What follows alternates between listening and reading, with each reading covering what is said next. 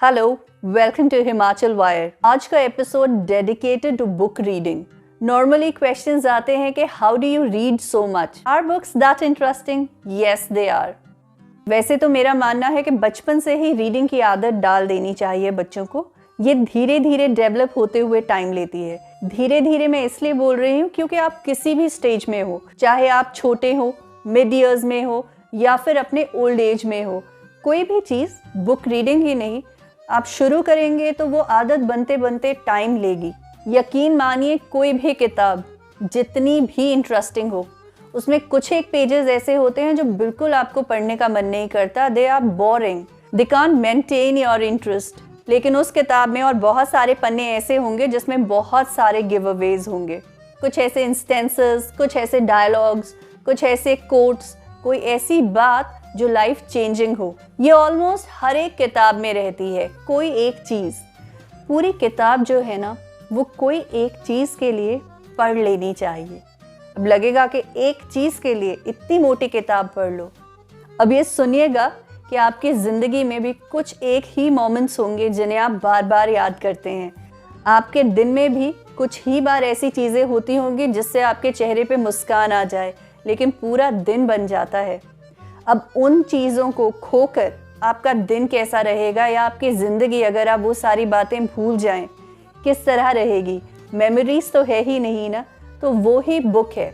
कुछ एक किताबें होती है, जैसे अभी मेरे पास वॉर एंड पीस पड़ी है, तो वॉर एंड पीस एक बहुत मोटी किताब है। दूसरी बात, इसमें लिखा बहुत छोटा छोटा है, लेकिन ये एक क्लासिक है, पढ़नी बनती है। तो थोड़ा थोड़ा करके पढ़िए।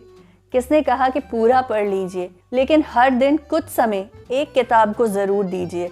नॉर्मली क्या होता है ना, जब हम किसी से मिलते हैं, कैसे हो, क्या हाल है, वेदर कैसा है, लेटेस्ट क्या चल रहा है ज़िंदगी में, सबकी ज़िंदगी मान के चलिए कि कुछ ना कुछ इंटरेस्टिंग और कुछ ना कुछ भयानक हो ही रहा है। This is normal. ये कुछ नया नहीं है कि अरे उसकी लाइफ में ये हो रहा है या उसकी लाइफ में ये नहीं हो रहा है।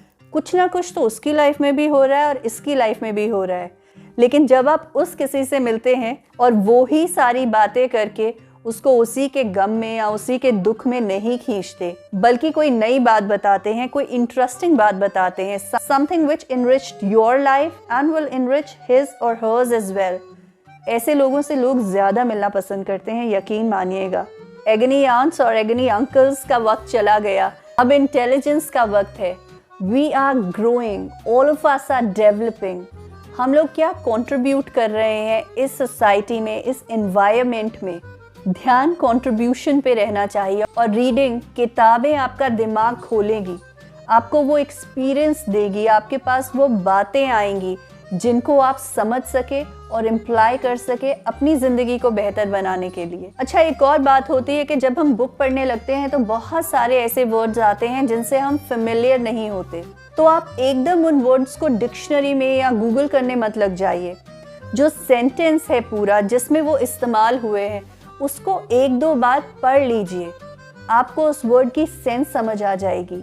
एक शब्द तरह तरह से अलग अलग चीज़ों में इस्तेमाल होता है, उस वर्ड का कॉन्टेक्स्ट समझना ज़रूरी है। किसी को फिक्शन में इंटरेस्ट नहीं, किसी को पॉलिटिक्स में इंटरेस्ट नहीं, किसी को स्पोर्ट्स में इंटरेस्ट नहीं, कोई फ़र्क नहीं पड़ता। हर एक इंसान के लिए किताबें हैं, जैसी आपको पसंद है आप वैसी पढ़िए। किताबों में भी तो एक तरह से लोगों के ही एक्सपीरियंसेस सुन रहे हैं ना, कुछ उनकी लर्निंग्स, कुछ उनकी बोली बातों में से आप खुद लर्निंग्स ले रहे हैं, अपने दिमाग को चला रहे हैं। बहुत ही क्रिएटिव वर्ल्ड है। आपके सामने कुछ शब्द लिखे हुए हैं, उनको जोड़ के एक पिक्चर आप खुद बना रहे हैं। वो एक फ्रीडम है आपके पास। उस पिक्चर को आपको क्या कलर देना है, कैसी रील चलानी है, it is to your creativity, how you paint your book. So keep painting your books in the reel of life. Enjoy reading. Do read.